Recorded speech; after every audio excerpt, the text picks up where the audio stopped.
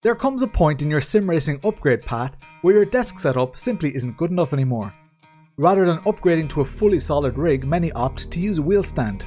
Wheel stands usually come with compromises though, but when I saw the Trak Racer FS3 wheel stand, it impressed me visually. I've spent some time with it and I've actually had almost 100 people put it through its paces over the past few weeks. I'm Lawrence, welcome to the channel.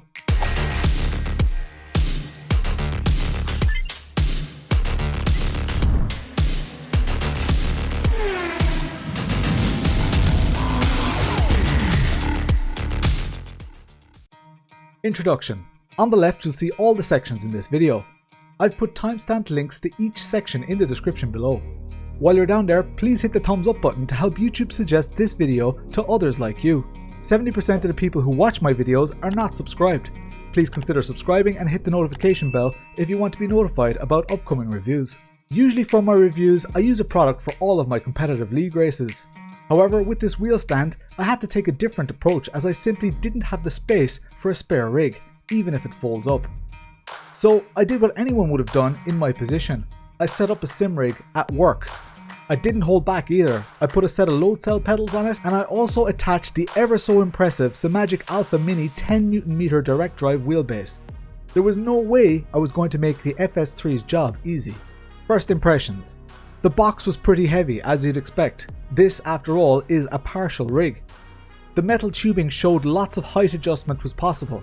The corner bracket assemblies appeared substantial, although I quite soon realised that tightening the bolts actually caused the bolt to shave off some of the corner bracket material, as they're actually made of plastic and not of metal.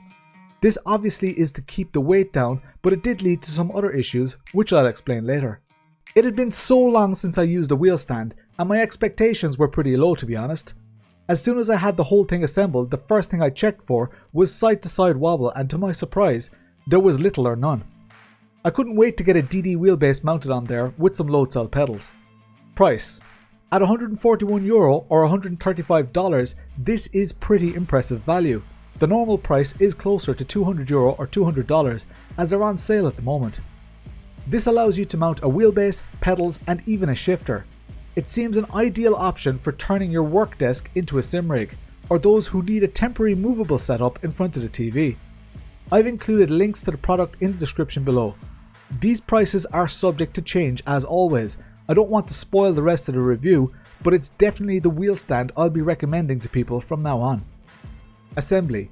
Although this unit comes largely assembled, there's still some additional assembly to be done. The instruction sheet was nice and clear though, and it didn't take me that long to get all the parts assembled. At a glance, adjustments seemed plentiful and quite easy. I did note that in order to fold the unit up, you need to undo at least 8 bolts. This isn't the end of the world, but in a smaller apartment setting, being able to set up and remove a temporary rig quickly is vital if you want to avoid arguments, or even worse, give yourself excuses not to join your community for a quick race.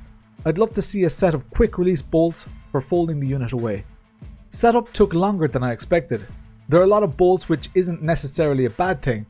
The way the wheel mount attaches to the rig was something that worried me at a glance, but knowing what I know now, it seems to be the strongest part of the whole rig. I had no issues with my DD wheelbase. The shifter mount can be put on either side. It's good and solid and gives a good level of adjustability.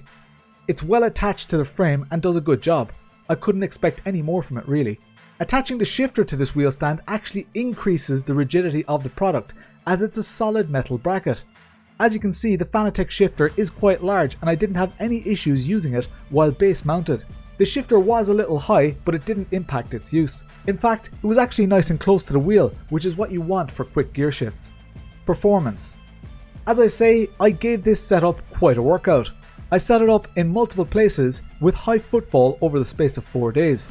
Once set up, it was lovely and rigid and impressed me greatly for what it is. However, as the hours passed, some of the bolts did loosen slightly and noticeable side-to-side wobble got reintroduced. This is where the issues with the plastic corner brackets come in. You see, the bolts were nice and tight, and I did notice that the plastic was being shaved as the bolts got tighter.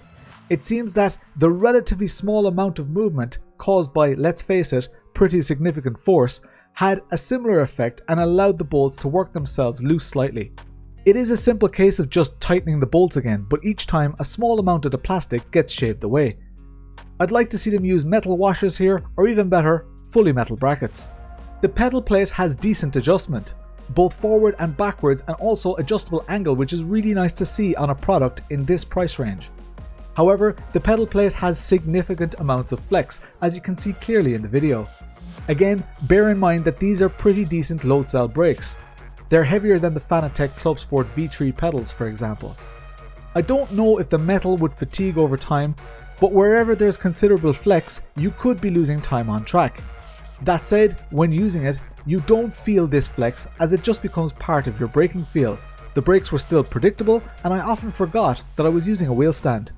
The biggest reminder, of course, was my desk chair. Desk chairs come with massive trade-offs. The most obvious being the caster wheels, which meant that I had to hang on to the steering wheel while smashing the brake to prevent the chair rolling backwards. Although there are clever and ingenious ways to prevent this from happening, it would be great to see a product from Trak Racer which would address this. This frame is at its most rigid when the angle of the legs is fully extended, but this may not suit people of all heights. When I ran the frame in a slightly more acute angle as shown, I noticed a lot more wobble. Final thought. All in all, the performance surprised me. It actually suited the job perfectly, and pretty much everybody, including the countless sim racing and F1 enthusiasts who used it, were impressed and asked me where they could buy one. During my use, I wasn't deterred in any way by its performance. When everything was tight, it impressed me greatly. We have to bear in mind that I didn't go easy on this wheel stand. I put a 10 Nm wheelbase on it, which arguably has a peak rating of more than 10 Nm. I used load cell brakes, which are quite heavy. At €141, this is pretty decent value. In fact, considering everything I put it through and how well it coped, it's actually very good value. Its portable form factor is very handy, but do remember that it's probably a lot larger than you might imagine it to be in your head. Even if you buy this, you're not going to just slide it under the bed, it still takes up space. But that's also a good thing. It's sturdy enough to give a very enjoyable experience. The bolts working themselves loose is a little worrying, but also bear in mind that I had many people using this rig all day long. Also bear in mind that a couple of metal washers will sort this issue completely. Many of those users were very heavy-handed, and throughout the 4 days I only tightened the bolts twice.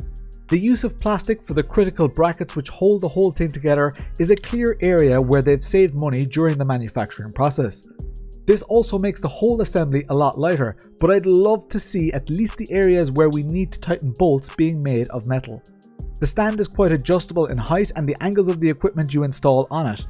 I was able to find a happy medium where people of all heights were able to comfortably reach the pedals and complete laps. I have to see this wheel stand through the eyes of a potential customer. And through those eyes, it's about as much as you can expect from a wheel stand in its price range. When I look at it through the eyes of someone who's fortunate enough to own a pretty high-end rig, I'm actually still quite impressed.